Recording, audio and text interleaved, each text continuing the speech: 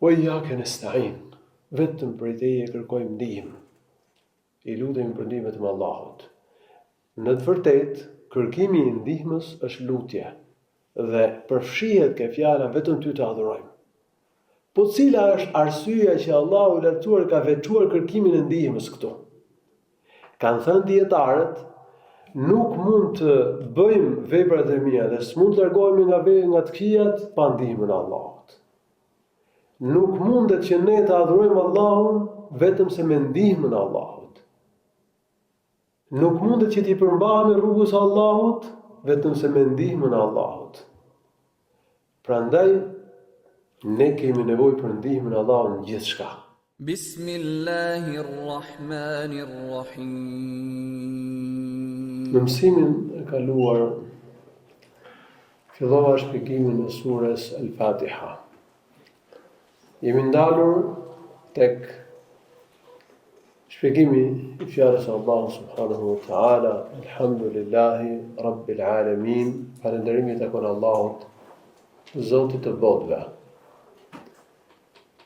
Dhe u kam shpjeguar që Ar-Rabb është një nga emrat e bukur të Allahut të lartësuar, që tregon se Allahu është Zoti i gjithçkaje, ai është krijuesi i gjithësisë, ai është gjithësunduesi, ai drejton punët e gjithësisë, ai kujdeset për krijesat e tij, u ka dhënë gjitha të mirat, ai zhvillon, ai mban me mirësi, ai u jep mjetet e jetesës.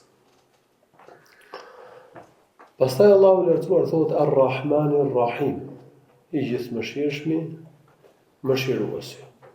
Këta dy emra të bukur të Allahut të lartësuar i shpjegova po në mësimin e kaluar gjatë shpjegimit të besmeles, Bismillahirrahmanirrahim. Përmendja e dy emrave të Allahut që tregojnë atributin e mëshirës së Allahut, mëshirës së tij të madhe dhe përfshirëse, dhe që tregojnë dhe gjurmët e mëshirës së Allahut të lartësuar si në dynjë dhe në ahiret, në këtë botë. Kemi shnetin, kemi fëmijët, kemi familjen, kemi rrezet e diellit pa cilat s'ka jetë, s'ka gjelbrim, rreshtet e shiut, me të cilat furnizohen gjitha burimet ujore në tokë, dhe po të mos kishe shi, s'do kishe ujë të pishëm, s'do kishe gjelbrim, pemë, gjallësa, burimet e jetesës. Po kemi thënë që dhe zbritja Kur'anit është mëshira nga Allahu i lartësuar për ne, madje mëshira më e madhe, edhe dërgimi i profetit, mëshira nga Allahu i lartësuar për ne. Udhëzimi në Islam, udhëzimi në rrugën e Sunetit, është mëshirë e madhe nga Allahu subhanahu wa taala për ne. Xheneti, hyrja e njerëzve në xhenet, mirësi që do kenë përjetësisht banorët e xhenetit, janë mëshirë, madje mëshira më e madhe, pjesa më e madhe e mëshirës së Allahut të lartësuar. Po përmendja e këtyre dy emrave pas emrit Ar-Rabb. Ar-Rabb, krijuesi, gjithësunduesi, që sundon gjithësinë, vepron gjithësi, komandon punët e gjithësisë. Pastaj përmend të dy emra, kanë thënë dietarët, nënkupton stilin e Kuranit që paralajmëron për dënimin e Allahut, por dhe ngjall dëshirën dhe interesin për të arritur mëshirën e Allahut dhe mirësitë e tij. Siç thot Allahu subhanahu wa taala në Kur'an, Inna rabbi ibadi anni ana al-ghafurur rahim wa anna adhabi huwa al-adhabul alim. Njoftoi robët e mi se un jam falës dhe mëshirues, por dhe se dënimi im është i dhimbshëm. Ky është stili i Kuranit në shumë vende. Allahu ngjall interesin për të arritur mirësitë e tij, por nga ana tjetër dhe paralajmëron që të ruhemi zemrimit të tij, të ruhemi dënimit të tij, të ruhemi zjarrit të xhenemit. Dhe emri i Zotit Ar-Rabb ndër të tjera nënkupton edhe këtë, që Allahu ka pushtet dhe Allahu i lartësuar ka fuqi, ka pushtet që t'i dënojë ata që meritojnë dënimin. Kështu që është paralajmërim që të ruhemi zemrimit të Allahut, të ruhemi dënimit të tij. Por pastaj Allahu përmend mëshirën e vet. Ai është mëshirë madh. Ai është mëshirë plot, e ka përfshirë gjithçka mëshirën e vet, kështu që kush i bën sebebet, kush përpiqet, dëgjej mëshirën e Allahut në dynjë dhe në ahiret. Prandaj, në një hadith i dërguar i Allahut sallallahu alaihi wasallam ka thënë: "Law ya'lamu al-mu'min ma 'inda Allahi min al-'uquba ma tami'a fi jannatihi ahad." Po ta dinte besimtari se sa dënim ka ke Allahu në ahiret, askush nuk do kishte shpresë në xhenetin e Allahut. Dhe nga ana tjetër, law ya'lamu al-kafir ma 'inda Allahi min ar-rahma ma qanita fi rahmatihi ahad. Po ta dinte kafiri se sa mëshirë ka ke Allahu 99 pjesë të mëshirës vet i ka ruajtur për ditën e gjykimit. Që po ta dinte kafiri sa shumë mëshirë ka ke Allahu i lartësuar, askush nuk do ta humte shpresën në mëshirën e Allahut. Kështu që vërtet Allahu ka mëshirë të madhe dhe ai e ka ndarë mëshirën e vet në 100 pjesë. Vetëm një pjesë e ka zbritur në këtë botë dhe si rrjedhim i kësaj mëshire që ka zbritur në këtë botë janë gjitha mirësitë që kemi, që si numërojmë dot. Përfshi dhe mesazhin hynor. 99 pjesët e tjera të mëshirës së vet Allahu i lartësuar i ka ruajtur për ditën e gjykimit, me të cilat do të mëshirojë vetëm besimtarët, vetëm xhenetlit. Kështu që kjo na ngjall dëshirën për të fituar mëshirën e Zotit, për të arritur mëshirën e Tij, por Allahu dhe zemrohet. Dhe dënimi i Allahut është shumë i ashpër, madje shumica e njerëzve do të vuajnë pasojat e zemrimit të Allahut dhe do të shkojnë në zjarrin e xhehenemit. Allahu i lartësuar na ruajt. Prandaj shpresë do të kemi, po dhe do të kemi frikë se Allahu është krijuesi, ai është sunduesi, ai është drejtuesi i punëve, ai shpërblen po dhe dënon. Do ketë njerëz që do shpërblehen, po do ketë edhe të tjerë të cilët do dënohen. Pastaj thot Allahu subhanahu wa taala Maliki yawmiddin, sunduesi i ditës së gjykimit. El Malik do të thot sunduesi i gjithçkaje. Ka dy kirajete për këtë emër, dy mënyra këndimi, Malik dhe Melik. Allahu i lartësuar është zotruesi i gjithçkaje. Ai vepron në gjithësi.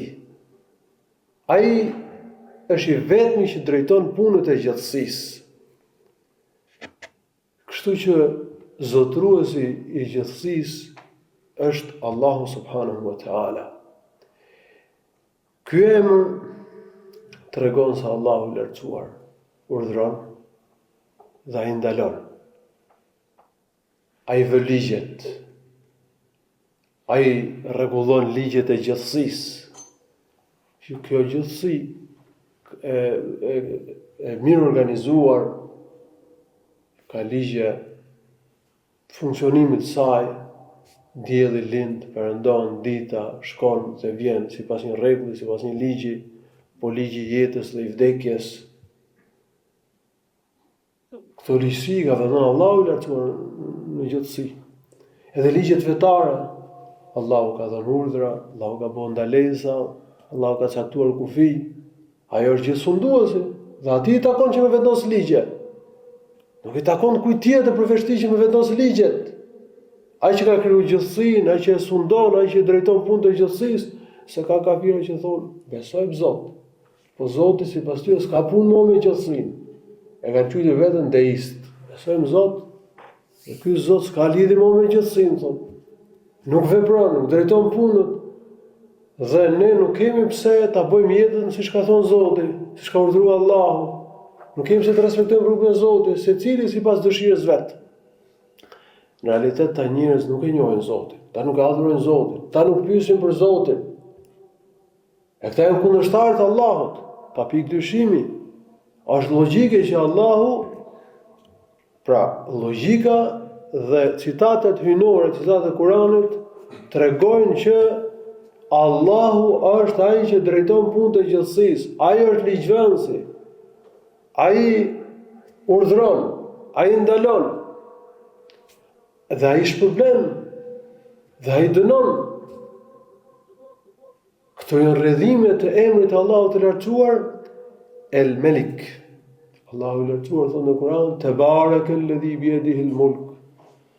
I madhëruar, i lartësuar dhe i bekuar, plot mirësi, është ai i cili ka në dorë pushtetin.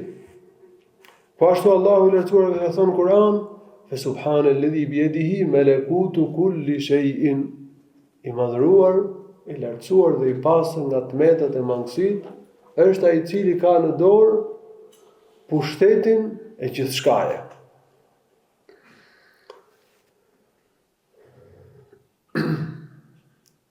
Pra, duhet ta dimë që Allahu subhanahu wa ta'ala si sundues është shpërblen edhe dënon. I jep të mira, po ai dënon edhe me të këqija. Ai ka në dorë mjetet e jetesës, ja jep bollok mjetet e jetesës kujt të doj, dhe ja pakson mjetet e jetesës kujt të doj. Dhe një nga arsyet pse Allahu ka krijuar gjithësinë është që të shfaqte dhe rrjedhimet e këtij atributi, sundimi. Sunduesi vepron, vendos ligje, jep urdhra, bën ndalesa, shpërblen ata që janë të denjë për shpërblim dhe dënon ata që e meritojnë që të vuajnë dënimin e Allahut subhanahu wa ta'ala. Allahu subhanahu wa ta'ala thot në Kur'an: Limenil mulku l-yawm lillahi l-wahid l-qahar. Kujt i përket sundimi sot? Për ditën e gjykimit e ka fjalën. I përket vetëm Allahut, që është një i vetëm, nënshtruesi i çdo gjaje. Po këtu lind një pyetje. Allahu subhanahu wa ta'ala thot sunduesi i ditës së gjykimit, llogarisë dhe shpërblimit. Do ta mësojmë pak më vonë që e din, domethënë flet për ditën e gjykimit, llogarisë dhe shpërblimit. Është një nga emrat e ditës së gjykimit, Yawmuddin. Pra lind një pyetje këtu. Allahu është sunduesi i gjithçkaje. Ai sundon edhe dynjon edhe ahiretin. Atëherë pse e ka përmendur Allahu i lartësuar këtu që është sunduesi i ditës së gjykimit dhe llogarisë? Ne pak më përpara shpjeguam emrin e Zotit Ar-Rabb dhe e sqaruam që ky emër ndër të tjera do të thotë që Allahu sundon gjithçka. Sundon dynjon dhe ahiretin. E tërë gjithësia është në pushtetin e tij. Po në ditën e gjykimit askush nuk pretendon se ka diçka. Këtë botë ka njerëz që pretendojnë se kanë diçka në dorë. Madje ka dhe njerëz që mohojnë krejt Zotin. Zoti është durimtar i madh. Dhe u ka thënë afat tyre njerëzve se do shfaq sundimin e pushtetin e tij. Dhe në ditën e gjykimit kur do shfaqet sundimi absolut dhe i plotë i Allahut të lartësuar dhe gjithë do të shkojnë të nënshtruar para Allahut të lartësuar, askush nuk pretendon se ka në dorë diçka. Prandaj Allahu subhanahu wa ta'ala ka thënë sunduesi i ditës së gjykimit dhe të llogarisë. Pra, është ajo ditë kur do shfaqet sundimi absolut i Allahut. Atë ditë do të shfaqet urtësia e Allahut. Atë ditë do të shfaqet për gjithë se kush është ligjvënësi, kush komandon punët në gjithësi. Kujt i është nështruar gjithçka. Dhe atë ditë gjithë do jenë barabartë para Allahut. Edhe qeveritarët dhe qeverisërit. Krejt barabartë. Do dalën para Allahut, do gjykohen për veprat që kanë bërë. Yawmuddin është një nga emrat e ditës gjykimit. Allahu i lartësuar këtë ditë, është një ditë e madhe, ditë e rëndësishme. E ka emërtuar me shumë emra në Kur'an. Yawmuddin, Yawmul Ba'th, el-Yawmul Akhir, el-Akhira, dita e ringjalljes, bota tjetër, bota e fundit, el-Yawmul Akhir, dita e fundit, dita e ringjalljes kur do dalin njerëzit nga varret, do paraqiten para Allahut të lartësuar, Yawmuddin, dita e gjykimit, e llogarisë, e shpërblimit. Kur është një çështje e rëndësishme ajo, është nga shtyllat e besimit, është realitet madhor bota tjetër, bota e përtejme. Prandaj Allahu i lartësuar ka përmendur shumë emërtime për të në Kur'an. Allahu i lartësuar ka dhënë rëndësi, e ka përmendur në shumë vende në Kur'an. Dhe këtu në surën El-Fatiha ka quajtur dita e gjykimit, e llogarisë dhe e shpërblimit. Ajo është dita ku njerëzit do shpërblehen për veprat e tyre. Kush ka bëu mirë, do gjejë mirë. Kush ka bëu keq, gjen dënimin e Allahut subhanahu wa ta'ala. Allahu na ruajt nga dënimi i tij. I dërguari i Allahut sallallahu alaihi wasallam ka thënë një hadith: "Yaqbilu Allahu al-arda yawm al-qiyamah wa yatwi as-samawati bi yaminihi thumma yaqul ana al-malik Ejna mulukul ard." Allahu lartësuar në ditën e gjykimit do ta shtrëngoj tokën me një dorë të tij. Dhe qiellin do t'i palos dhe do t'i shtrëngoj me dorën tjetër të tij, dorën e tij të djathtë. Në realitet të dyja duart e Allahut janë të djathta, siç thuhet në variante të tjera të këtij hadithi të profetit sallallahu alaihi wasallam. Dhe pastaj Allahu i lartësuar thot: "Unë jam gjithë sunduesi." Ku janë sunduesit e tokës?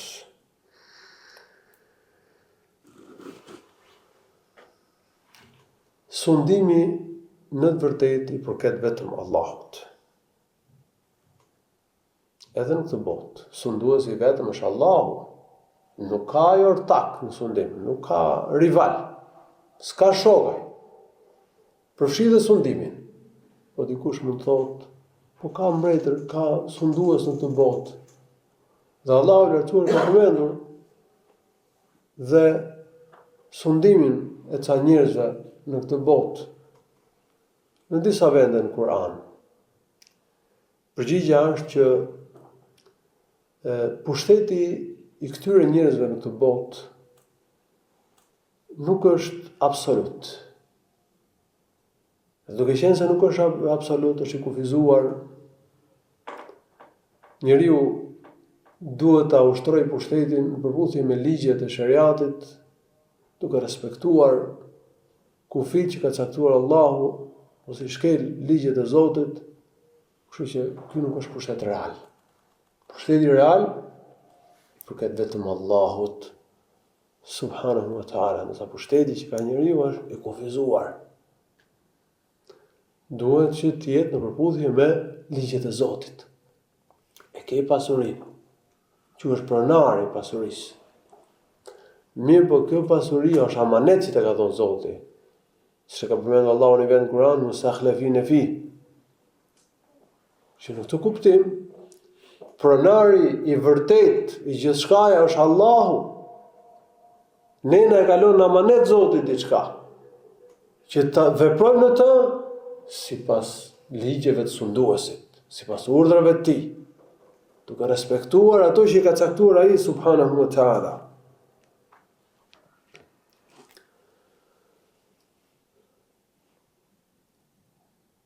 E thamë që El-Melik është një nga emrat e bukur të Allahut të lartësuar, ka përmendur Allahu i lartësuar dhe në vende të tjera në Kur'an, si për shembull surën El-Hashr, El-Meliku El-Qudusu Salam. El-Melik gjithësunduesi. Nuk i lejohet njeriu që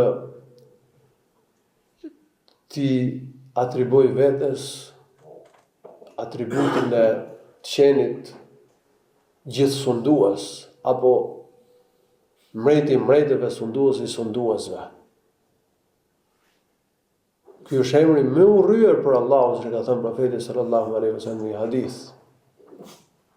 Njeriu duhet të ketë etik dhe duhet që ti shmang ato shprehje të cilët bien ndesh me tauhidin e pastër. Gjithësunduesi është Allahu. Njeriu që ka pushtet të kufizuar, siç e sqaruam. Mund quhet njëri që ka pushtet mret, pronar, po mreti mretëve jo.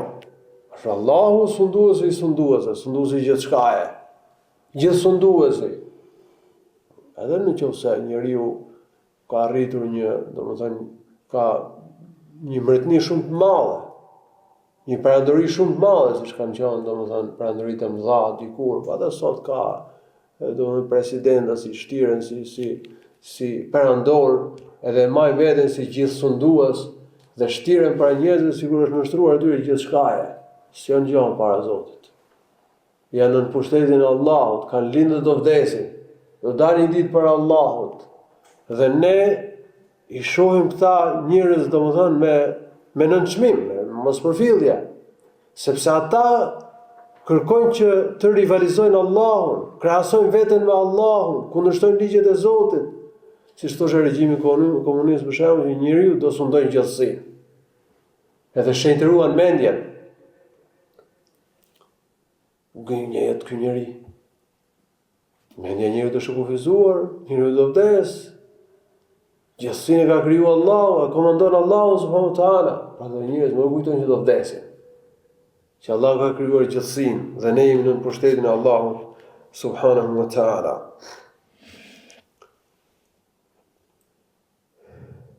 Kur kujtojmë ditën e gjykimit,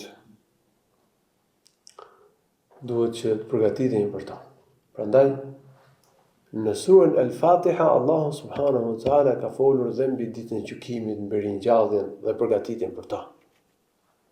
Këndimi i këtij ajeti në çdo rekatit namazit është thirrje që të besojmë ditën e gjykimit, që të rrisim besimin në këtë ditë. Dhe gjithashtu të përgatitemi për ditën e gjykimit. Ka një ditë ku do japim llogari për veprat.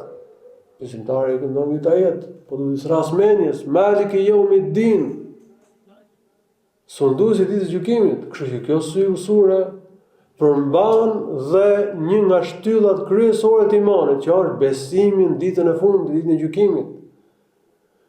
Dhe ne kemi nevojë që njerëzit të përmendin argumente ringjalljes. Ai që na ka krijuar për herë të parë, ka fuqi ta krijuar përsëri. Dhe ai që ka krijuar krijesat e mëdha si qiellin dhe tokën, ka fuqi të krijojë një krijesë të dobët, ta ringjallë njeriu. Dhe ai që i transformon krijesën nga gjendje në gjendje, ka fuqi të ringjallë njerëzit. Allahu ka njoftuar në Kur'an që do i ringjallë njerëzit, për shembull surën Fatiha, ka ditë gjykimit dhe llogarie. Si jemi krijuar kot? Jemi krijuar, kemi përgjegjësi para Allahut, do hapim llogari për veprat. Për mirësitë që na ka dhënë Allahu, kemi falendëruar ato apo jo? Kemi respektuar ligjet e Zotit apo jo? Kemi adhuruar Allahun vetëm apo jo? Jemi bindur atij apo jo? Ka llogari, gjykim para Allahut subhanahu wa taala. Kështu që është thirrje, kjo pjesë e Kuranit është thirrje që e këndojmë në çdo namaz, që të përgatitemi për ditën e gjykimit, se do japim llogari para Allahut të lartësuar. Prandaj Umar ibn Khattab radiyallahu anhu thoshte: "Hasibu anfusakum qabla an tuhasabu, wazinu a'malakum qabla an tuzanu, wa ta'ahhabu lil-'ard al-akbar 'ala Allah."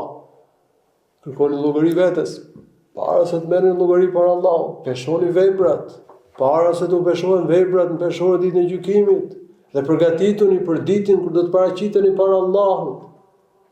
Dhe gjitha veprat që ka bërë njeriu do shfaqen atë ditë.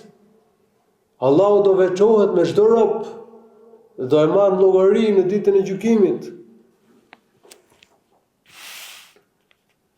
Iyyaka na'budu wa iyyaka nasta'in.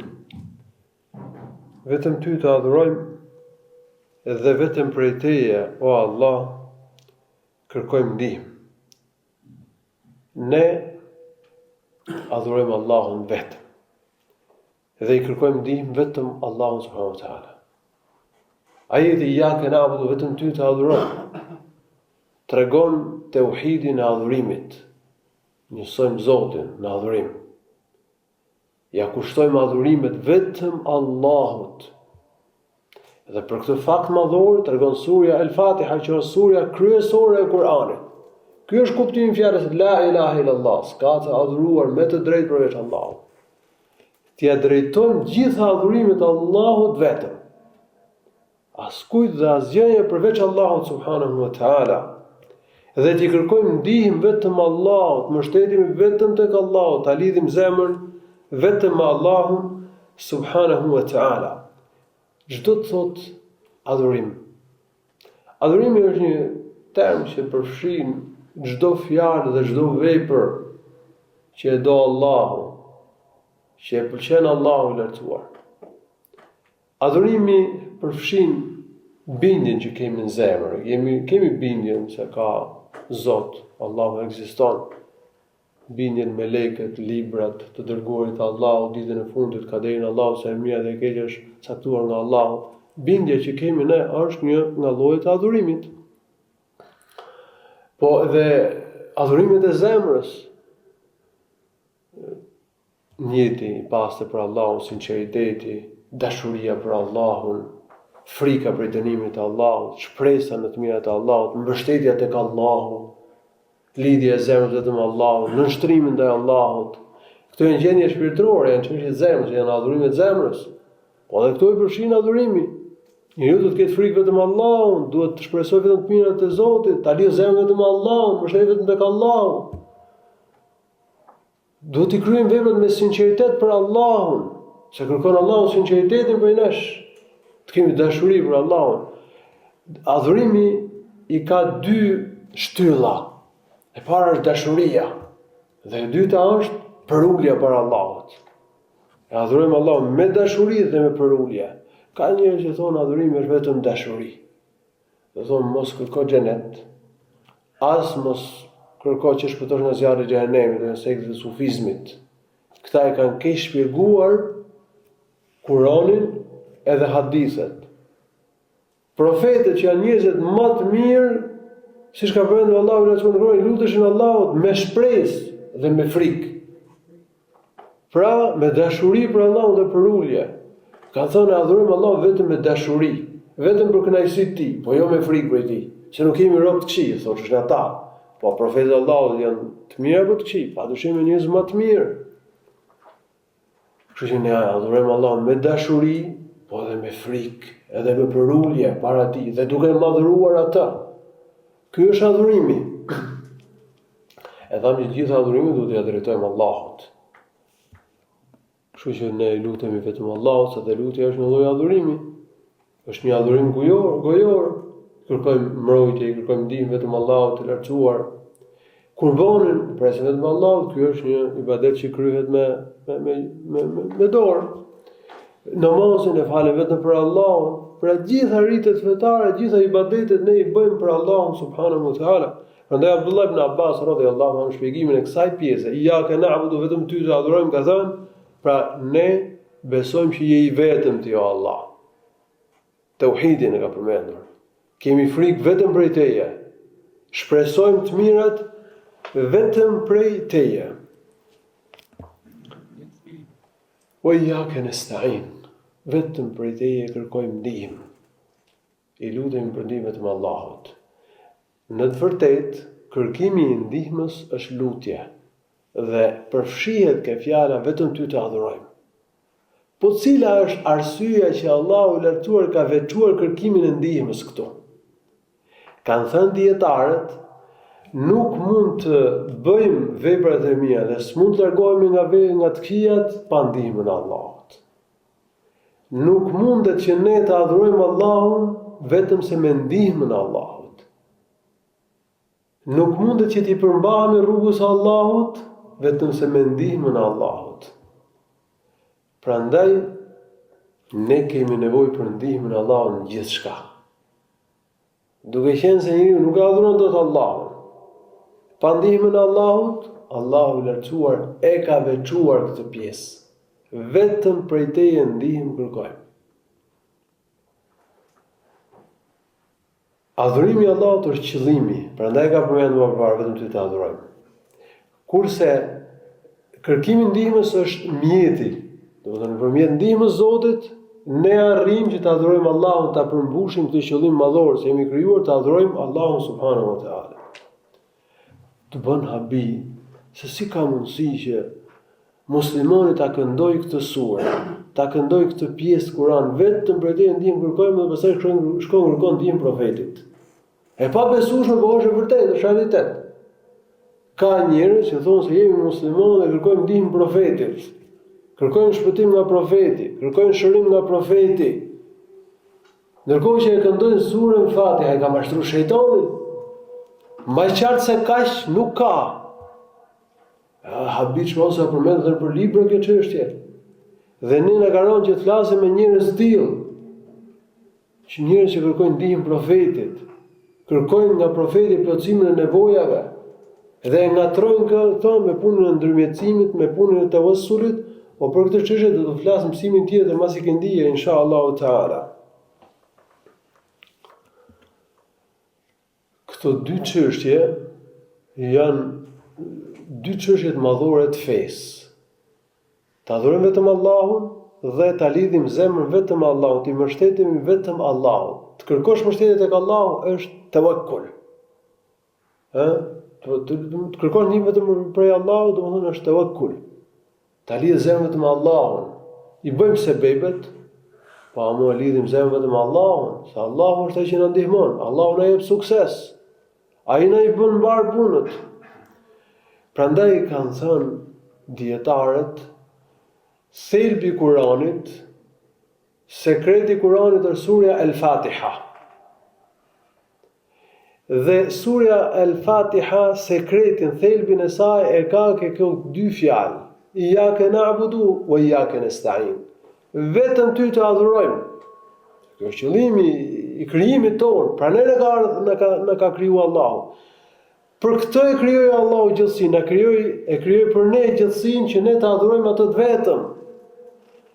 Dhe vetëm prej teje ndihmë kërkojmë, mbështetemi vetëm tek Allahu.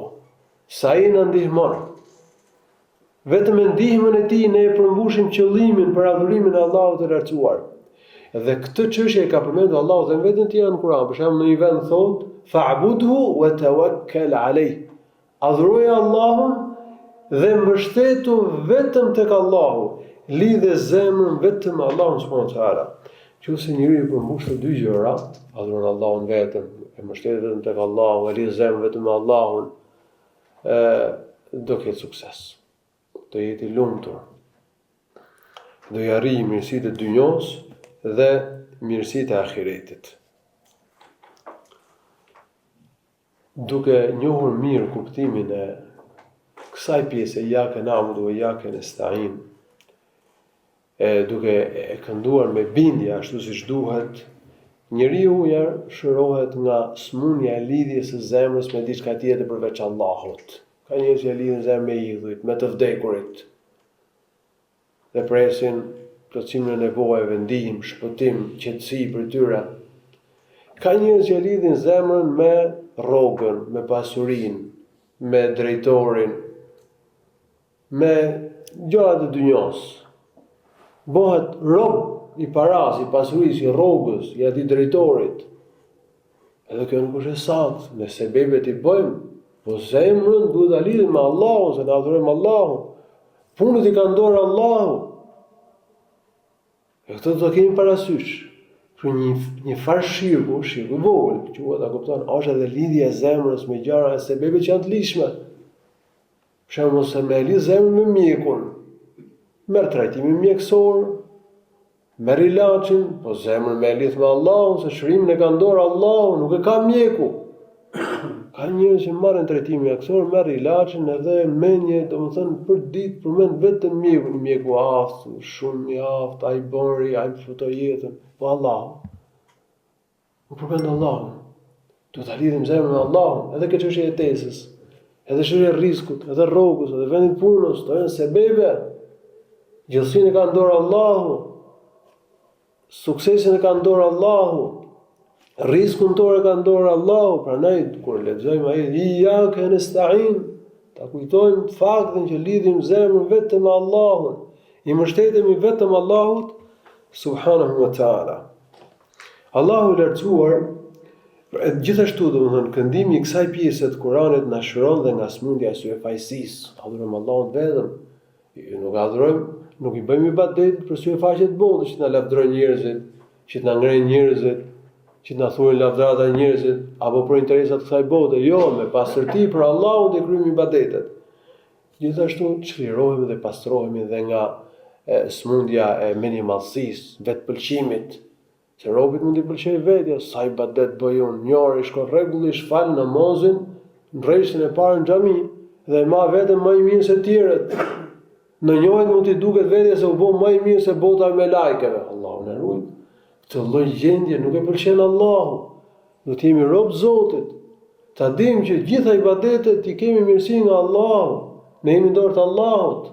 Dhe edhe pse i bëjmë veprat e mira, ne kemi mangësi, ne kemi tmeta, prandaj mas i falim namazin themi astaghfirullah 3 herë. Po ç'do të thotë kjo? Një nga domethëniet është se ne kemi tmeta, edhe gjatë faljes namazit ne kemi mangësi, kemi tmeta. Kështu që o Allah, pranoje me tmetat që kemi. Na i fal kusuret, na i fal tmetat.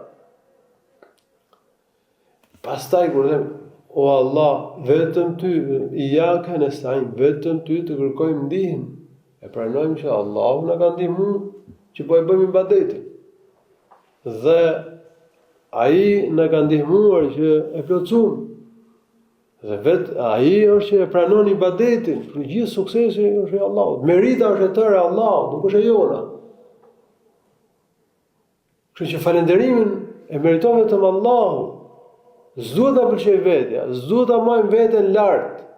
Të jemi të përulur, të nështruar ndaj Allahut subhanahu wa taala. Kështu që po ta kuptojmë siç duhet të pjesë, pastrohemi nga dëshirat e liga, nga ndjenjat e këqija, se minimalsia, vetpëlqimi janë ndjenja djallëzore, si e fajësia, është nga shejtani.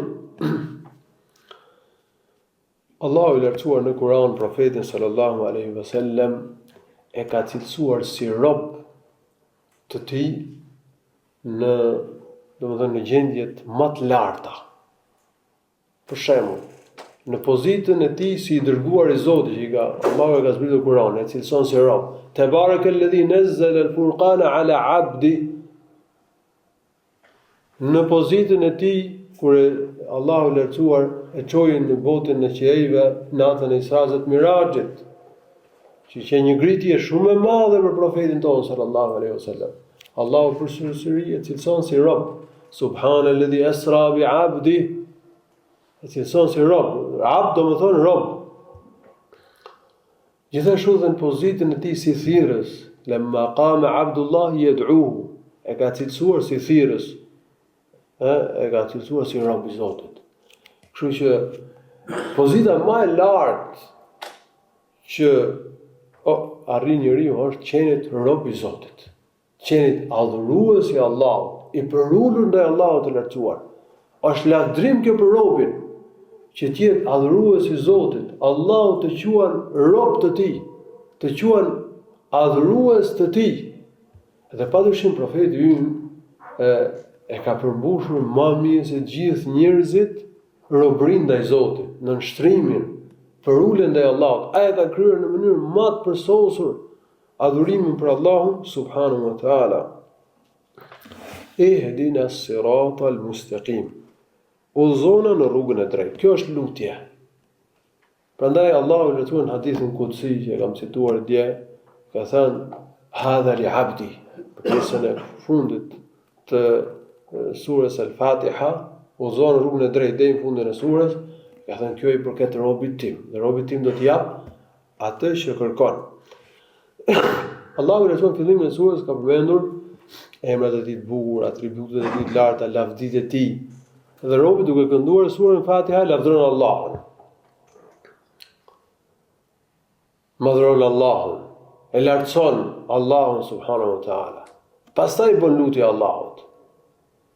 Dhe kjo është fort e përshtatshme. Lutsi përmend emrat e Zotit, atributet e Allahut, lavditë e tij, meritat e tij, dhe pastaj i bën lutje Allahut subhanahu wa ta'ala. Kështu sura e Fatiha është edhe një lutje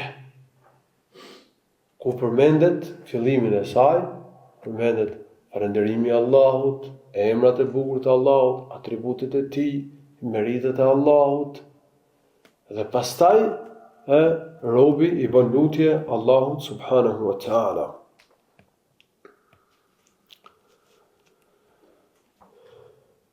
Ihdina as-sirata al-mustaqim, o Zot, rrugën e drejtë, domethënë na e tregon rrugën e drejtë. Na e rrefo këtë rrugë. Hollësisht. Na e bëjmë mbarë që ta ndjekim këtë rrugë. Na bëj të qëndrueshëm në këtë rrugë. Se t'jemi, derisa të na vi vdekja. As-sirat al-mustaqim, rrugën e drejtë, është rruga e drejtë, rruga e qartë, me cilën s'ka devijim, nuk ka shtrembrim. Edhe kjo është rruga e Islamit. Rruga e drejtë, vëllezër, i përmban dy gjëra. Dhe njeriu arrin t'i përmbahet rrugës së drejtë që e përshkruan Allahu në këtë sure, duke i përmbushur këto dy cilësi, këto dy gjëra, t'i mbajmë mend. E para, dija e saktë. E dyta, veprat e mira. Me këto dy gjëra. Këto janë dy elementet e rrugës së drejtë, rrugës së qartë. Dija e saktë dhe e dobishme. Po cila është dija e saktë? Është dija që del nga Kurani dhe hadithet e sakta të profetit. Ashtu si që kanë kuptuar sahabët brezat e mirë, brezat e parë të umetit. Kjo është dija e saktë. Pa dije të saktë nuk mund të jetë njeriu në rrugë drejtë. Dhe veprat e mira. Duhet që njeriu të punoj me diturinë, ta zbatoj dijen e dobishme. Profeti solli dijen e saktë, shpalljen, dhe gjithashtu zbatimin e kësaj diturie. Vetë punonte me diturinë dhe edukoi dhe sahabët punonin me diturinë. Kjo është feja e drejtë. Udhëzimi dhe feja e drejtë. Dhe me këto dy gjëra ka triumfuar profeti. Shka thënë Allahu lartësuar në Kur'an, huwa alladhi arsala rasulahu bil huda wa dinil haqq. Allahu lartësuar është ai i cili i dërgoi të dërguarin e tij me udhëzimin dhe fenë e drejtë. Për të bërë që kjo fe të triumfojë me gjitha fetë, ngadhnjej, fitoj. Kanë thënë dietarët si Ibn Qayyim dhe Ibn Kathiri, Allahu mëshiroft, el huda, që përmend këtë ajetën e fundit, është dija e saktë e dobishme. Dinul haq janë veprat e mira. Me këto dy gjëra triumfon ummeti. Dhe me këto dy gjëra njeriu në rrugë drejt. Kush nuk e adhuron Allahun sipas dijes saktë, kush nuk zbaton diturinë e saktë, nuk punon me ta, ai nuk mund të jetë në rrugën e drejtë. Ka treguar an-Nawas ibn Sam'an radiyallahu anhu se profeti sallallahu alaihi wasallam ka thënë darab Allahu mathalan siratan mustaqima. Allahu lartuar ka dhënë shembull një rrugë drejtë. Wa ala janbatay sirati suran. Në anët e kësaj rruge janë dy, kjo rrugë në dy anët e saj ka dy mure. Dhe në këto dy muret ka porta të hapura dhe perde që janë lëshuar, dhe me cilët janë perde të lëshuara me cilat mbulohen këto portat. Në krye të rrugës është një thirrës, që thotë njerëz, o njerëz, hyrini në këtë rrugë dhe mos devijoni. Në mes të rrugës është një thirrës tjetër. Dhe sa herë që njeriu dëshiron që t'i hapë këto perdet, thotë mos, se po e hapë ti, do të depërtosh, do kalosh, pra devijon. Pastaj ka shpjeguar këtë shembullin. Ka thënë profeti sallallahu alaihi wasallam, rruga e drejtë është Islami. Dhe ato portat janë kufijtë e Allahut. Ato portat janë haramet, ndërsa ato perdet janë kufijtë e caktuar nga Allahu. Pra janë të kufijtë e gjërave të dyshimta që një robi s'duhet u afrohet, se po rrin gjërat e dyshimta, po ju afrohet haramit, bien haram. Kështu që duhet që të ruhemi nga gjërat e dyshimta, mos i afrohemi haramit. Për shembull, immoraliteti. Duhet që njeriu të ruhet nga gjërat që i paraprin. Pse Allahu ka thënë mos ju afroni immoralitetit. Po ka gjëra që janë dyshimta. Nëse njeriu bën gjëra të dyshimta, bien haram. Pastaj ka thënë ai thirrsi në krye të rrugës është libri i Allahut, Kurani. Që thotë merr rrugën e drejtë. Ja sura Al-Fatiha. Çfarë thotë? Thotë udhëzona në rrugën e drejtë. Libri i Allahut na bën thirrje që të ndjekim rrugën e drejtë.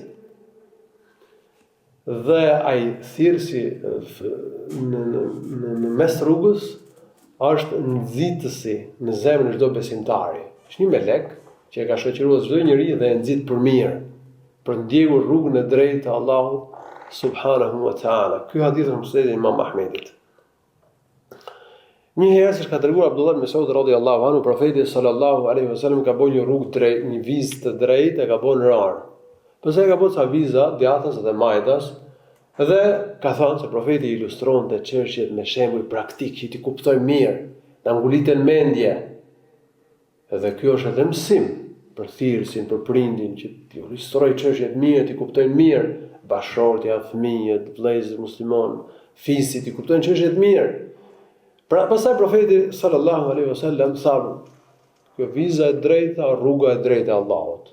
Këto anash janë rrugët e devijimit dhe në krye të secilës është një shejtan që i fton njerëzit në zjarrin e xhehenemit. Dhe pastaj ka kënduar profeti sallallahu alaihi wasallam fjalën e Allahut të lartësuar, "Wa anna hadha sirati mustaqiman fattabi'uhu wa la tattabi'u subula fatafarraqa bikum an sabili." Kjo është rruga ime e drejtë, prandaj ndiqeni atë, ka thënë Allahu subhanahu wa taala, "Wa la tattabi'u subul", dhe mos ndiqni rrugët që u nxjerrin nga rruga e drejtë, se kështu ju devijoni dhe dilni nga rruga e drejtë e Allahut subhanahu wa taala. Po lind një pyetje, Allahu subhanahu wa taala ka përmend këtu udhëzon në rrugën e drejtë. Ne kemi këtë cilësi, ne jemi në rrugën e Islamit, ne jemi në rrugën e Sunetit. Atëherë ku qëndron urtësia që në çdo rekat të namazit ne i lutemi Allahut për udhëzim në rrugën e drejtë? Duhet ta kemi parasysh që ne kemi nevojë për udhëzimin e Allahut në çdo moment. Çdo ditë, çdo natë. Prandaj kaq shumë ne e bëjmë këtë lutje. Shumë herë gjatë ditës dhe gjatë natës, në çdo rekat namazit. Se ne kemi nevojë jo vetëm për udhëzimin e përgjithshëm, por ne kemi nevojë për udhëzim të detajuar në çdo çështje, që të njohim të vërtetën në çdo çështje dhe të ruhemi nga e pavërteta. Kjo është e para, po sa çështje ka shumë çështje.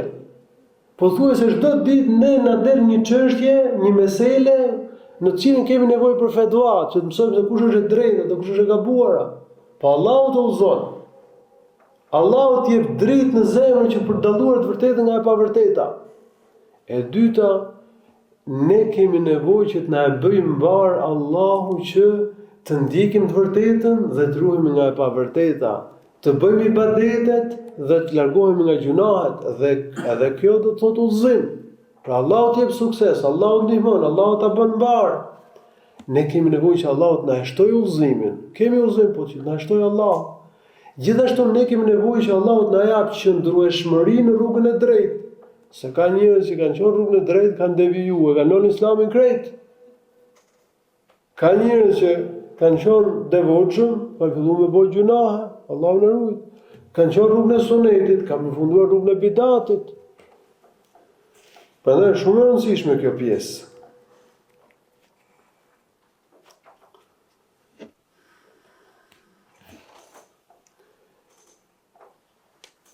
Ihdina as-sirata al-mustaqim, sirata alladhina an'amta alayhim. Udhëzona në rrugën e drejtë, në rrugën e atyre të cilëve ti u ke bën mirësi. Rruga e drejtë është rruga e atyre që Allahu i Resulullah ka bën mirësi, e që janë profetët, të sinqertët, dëshmorët dhe njerëzit e mirë. Ka thënë Allahu i Resulullah në Kur'an: "O men yuti' Allaha war Rasul, fa ulaika ma'a alladhina an'ama Allahu alayhim min an-nabiyyin was-siddiqin wash-shuhada'i was-salihin." Wa hasuna ulaika rafiqa. Kush i bindet Allahut dhe të dërguarit e tij, këta njerëz do të jenë ditën e gjykimit me profetët, me sinqertit me dëshmorët, me njerëzit e mirë dhe sa shoqëri e mirë është kjo. Zalika al-fadlu min Allah, kjo është mirësi nga Allahu, wa kafa billahi alima. Allahu i lartësuar është i mjaftuar, ai e di gjithçka. Subhanahu wa ta'ala. Kështu që kjo rruga atyre të cilëve Allahu i lartësuar u ka bërë mirësi, rruga e drejtë është rruga e Islamit. Gjithë profetët kanë qenë në rrugën e Islamit. Dhe kjo rruga e drejtë, rruga që përmban dijen e dobishme dhe veprat e mira. Pastaj Allahu subhanahu wa ta'ala thot ghayril maghdubi alayhim, jo në rrugën e atyre me të cilëve ti je i zemëruar. Allahu lecuar këtu e ka fjalën për çifutët dhe të ngjashmit me ta, të cilët e dinin të vërtetën, por nuk e zbatonin ata. E dinin dhe nuk punonin me ta. E dinin të vërtetën, po devijuan. Wala dallin, dhe as në rrugën e atyre që janë të humbur. Janë krishterë dhe të ngjashmit me ta, të cilët e adhuruan Zotin pa dituri, të cilët morën rrugë gabuar nga padija. Kështu që Allahu i lartësuar në këtë pjesë të Kuranit, na ka paralajmëruar që të ruhemi nga këto dy drejtime, drejtimi i xifutëve. E dinin Tauratën, po s'punonin me ta. Kështu që ata hoxhollar që s'punojnë me dijen, nuk janë hoxhollar të mirë, kanë ngjashmëri me xifutët. Dhe ata njerëz që kanë muslimon, kanë dijen fe, po nuk punojnë me dijen. Ata kanë ngjashmëri me xifutët. Dhe ndërsa ata njerëz që adhurojnë Zotin, bëjnë bidate, risi, nuk i referohen Kuranit, në Sunetit Profetit dhe atyre dietarëve që na flasin pas Kuranit dhe Sunetit Profetit sallallahu alajhi wasallam, ata kanë ngjashmëri me krishterët, cilët ishin rrugë gabuar për shkak se u mungonte dija e saktë. Kështu që xifutët dhe të ngjashmit me ta, u mungonte dija, u mungonte dëshira për zbatimin e të vërtetës. Nuk e zbatohen të vërtetën. Ndërsa krishterëve u mungonte dituria e saktë. Në rrugën e drejtë janë ata që kanë dijen e profecisë dhe që punojnë me ta. Ka rrugë drejtë, ka dhe rrugë shtrembur. Ka njerëz që kanë mirësinë e Allahut, janë rrugën e drejtë, po ka dhe tjerë që marrin zemrimin e Allahut, janë humbur dhe në devijim. Këtë pjesën e theksojmë fort, sepse ka njerëz që thonë gjithë njerëzit njësoj, gjithë fetë njësoj, gjithë do arrijnë mirësitë e Zotit, edhe mes muslimanëve kanë hyrë njerëz që po thrasin në gjëra të tilla. A thua se nuk e këndojnë në çdo namaz që ka njerëz me cilët Allahu i zemëruar, janë qifutë dhe ngjashmit me ta, dhe ka njerëz që janë rrugë gabuar, janë krishterë dhe ngjashmit me ta. Ka thënë Sufjani, Allahu mëshiroft, men fesede min ulema'ina fe fihi shabahun bil jahud, wa men fesede min ubadina fe fihi shabahun bin nasara. Kush devion dhe prishet nga dietarët, njerëzit e dijes, çish mund devion njerëzit e dijes, e din vërtetës punojnë me ta. Duke dhënë varësi dynjos, privilegjeve, gjërave ndryshme. Ata që njerëzit e dijes i devijojnë që prishen, kanë ngjashmëri me xifutët. Dhe adhuruesit që prishen, bëjnë bidate, bëjnë shtesa, nuk adhurojnë Allahun sipas sunetit profetit sallallahu alaihi wasallam, ata kanë ngjashmëri me krishterët. Profeti sallallahu alaihi wasallam, siç është një hadith në Sunenin e Tirmidhiut i transmetuar nga Adi ibn Hatim radhiyallahu anhu, ka thënë për fjalën ghayril maghdubi alaihim, jo me ata të cilët ti je i zemëruar o Allah, ka thënë që këta janë xifutët. Po janë xifutët ngjashëm me ta, kuptohet. Wala dallin, dhe as në rrugën atyre që janë të humbur, do thënë janë krishterë, pra krishterët të ngjashëm me ta. Dhe profeti ka përmendur në hadith që ju do të ndiqni gjurmët e drejtarëve të librit. Kështu që mes muslimanëve ka pasur do të ketë njerëz që kanë karakterin e xifutëve, që kanë sjelljen e xifutëve kundrejt citateve të fesë, devijojnë me dije, Allahu na ruaj. Dhe do ketë edhe njerëz që adhurojnë Allahun pa dije, bin shirk, bëjnë bidate, sepse nuk e adhurojnë Allahun subhanahu wa taala me dituri. Po këtu lind një pyetje, po krishterët nuk do marrin zemrimin e Allahut, nuk do shkojnë në xhenem, po xhifutët, dhe xhifutët devijuar të humbur janë. Përgjigjja është cilësia me cilën spikasin më shumë xhifutët është zemrimi i Allahut se kanë devijuar me vetdije. Dhe cilësia që spikat më shumë ke krishterët është humbja. Nuk ishin dituri. Mirë, po gjithë secili prej tyre ka edhe zemrimin e Allahut, është edhe i humbur. Po Allahu i lartësuar ka përmendur atë që spikat më shumë në lidhje me të xhifutët, atë që spikat më shumë në lidhje me krishterët. Tani në minutë për mbledhur do t'ua përmend faktin që kjo sure përmban çështjet më të rëndësishme të fesë. S'para njerë, kjo sure përmend 3 llojet e tauhidit.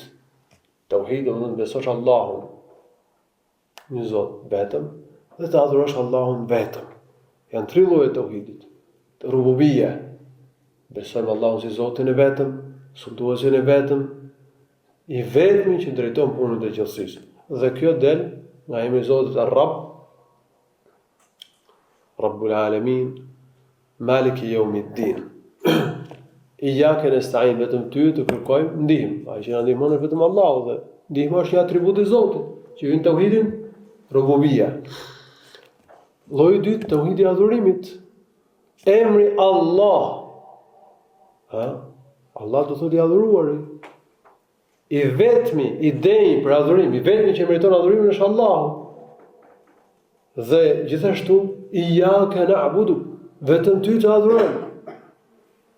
Kjo tregon tauhidin e adhurimit, tauhidul asma wa sifat. Tauhidi i emrave të bukur të Allahut dhe cilësive të tij të larta. Janë përmendur disa emra të bukur të Allahut në këtë sure, emri Allah, Ar-Rabb, Ar-Rahman, Ar-Rahim. Gjithashtu hamdi çfarë do të thotë? Falenderojmë Allahun për atributet e larta, për veprimet që janë mirësi dhe drejtësi, veprimet e tij, për veprat e tij. Allahu subhanahu wa taala, Allahu i përkas emrat e bukur, cilësitë e larta, cilësitë e tij janë përkryera, cilësitë e tij janë përkryera, s'ka tmedha, s'ka mangësi, ai është i lirë nga tmedhat dhe nga mangësitë. Pra i besojmë gjithë emrat e bukur të Allahut përmendur në Kur'an dhe Sunet e Profetit. I besojmë gjithë atributet e Zotit, por pa krahasuar Allahun me krijesat. Dhe pa përshkruar mënyrën se si janë cilësitë e Zotit, se si është Allahu e di Allahu, se si janë atributet e tij, di vetëm ai. Ai është i përkryer, ai është i plot. Atij i përket falënderimi subhanahu wa taala. Duke pohuar rrugën e drejtë, duke i lutur Allahut për rrugën e drejtë, ne gjejmë argumente për profecinë. Pasi në rrugën e drejtë kanë qenë profetët dhe mesazhin e drejtë na e sotën profetët. Rrugën e drejtë na mësuan profetët. Kështu që kjo përmban vetvete dhe besimin në profecinë, besimin në profetin, Kur'anin. Ndaj ka dhe argumente të tjera në surën El-Fatiha dhe aspekte të tjera në surën El-Fatiha që tregojnë për profecinë, por nuk premton kohë që të përmend unë më hollësisht. Ato i ka përmendur Ibn Qayyim në librin Madarij as-Salikin në vëllimin e parë. Pohimi i ditës së gjykimit dhe të llogarisë i botës tjetër, fjalën e Allahut dhe Resulit Maliki Yawmiddin, sunduesi i ditës së gjykimit, dhe kjo është një nga shtyllat e besimit. Allahu i lartësuar do gjykojë njerëzit dhe do i shpërblej me drejtsinë e tij subhanahu wa taala. Pohimi i kaderit, pasi i themi udhëzon rrugën e drejtë, dhe udhëzimi në dorë të Allahut, dhe kjo është pjesë e kaderit. Po dhe xhifutët devijuan, morën zemrimin e Allahut me kaderin e Allahut. Krishterët përfunduan në humbje në devijim me kaderin e Allahut. Por nga surja kuptohet që njeriu vepron realisht, pasi humbja është atribut i kujt? I krishterëve. E ka përmendur Allahu vetë si atribut krishterëve. Ata devijuan vetë. Kështu që kaderi është hak. Allahu ka caktuar gjithçka po dhe njeriu vepron realisht me mundësinë dhe me vullnetin e tij. Kjo sure është ato kundërpërgjigje ndaj bidatçive, sekteve dhe devijimeve tyre. Ka rrugë drejt, ka dhe rrugë shtrembër. Uzon rrugën e drejtë. Kjo tregon se duhet ruhemi nga sektet, nga devijimet, ruhemi nga gjitha bidatet. Kjo sure na mëson që të adhurojmë Allahun vetëm, të kërkojmë ndihmën vetëm Allahut të lartësuar. Kjo sure na mëson që të lutemi vetëm Zotit, të drejtohemi Allahut, të përulemi atij, dhe mos pretendojmë që ne kemi aftësi, ne kemi merite, jo, ne mbështetemi me Allahut, ne kërkojmë ndihmë vetëm Allahut subhanahu wa taala. Në këtë sure gjejmë dhe stilin e nxitjes për bërë vepra të mira dhe për të ruajtur nga veprat e këqija. Profeti sallallahu alaihi wasallam pas këndimit të surës Al-Fatiha ka thonë amin. Amin çfarë do të thotë? O Allah, pranoje lutjen. Allahumma stajib. Amin, kjo fjalë nuk është pjesë e surës Fatiha. Nuk është pjesë e Kuranit. Sahabët nuk e kanë shkruar në mushaf. Me pajtimin e gjithë dietarëve kjo çështje. Por ajo, amin do të thotë mas këndimit të surës Fatiha, themi amin në namaz. Edhe jashtë namazit do të thotë o Allah, pranoje lutjen tonë. Profeti sallallahu alaihi wasallam ka përmendur, domethënë se kush thot amin masi imami këndon surën Al-Fatiha dhe domethënë qëllon që e thot të fjalë, në momentin kur e thonë edhe me lajket, atij i falen gjunahet e kaluara. Kështu ka përmendur profeti sallallahu alaihi wasallam në hadith ka thënë idha amana al-imamu fa aminu faman wafaqa ta'minuhu ta'min al-malaika ghufira lahu ma taqaddama min dhanbi. Po ashtu në hadith tjetër profeti sallallahu alaihi wasallam ka thënë idha qala al-imamu ghayr al-maghdubi alaihim wad-dallin faqulu amin. Pra thoni amin, pas imamit thotë ghayr al-maghdubi alaihim wad-dallin, thoni amin. Yujibillahu lakum. Allahu lartësuar u pranon juve lutjen. Dhe profeti sallallahu alaihi wasallam, siç thuhet në një hadith, e thoshte fjalën amin pas këndimit të surës Fatiha, kuptohet në namazet në të cilat këndonte me za, në rekatet që këndonte me za, e thoshte me za dhe duke zgjatur zërin. Amin. Dhe është suneti pra që me thonë me za mas imamit fjalën amin, është sunet me thonë të fjalë me fjalë. Elus Allahu subhanahu wa taala që t'i bëjë të dobishme këto që thash, na e pranoj këtë komentim. Elus Allahu subhanahu wa taala që na udhëzojë në rrugën e drejtë, na bëjë mbar rrugën e drejtë, na bëjë të qëndrueshëm në ta deri në ditën e Kiametit, përderisa na gjej vdekja. Allahu shpëlimet mirë, alhamdulillahi rabbil alamin, sallallahu alaihi wasallam ala nabiyyina Muhammad. Vazhdojmë me mësimin tjetër inshallah taala, pasi këndija do të shpjegojmë Ayatul Kursi dhe surën Al-Ikhlas.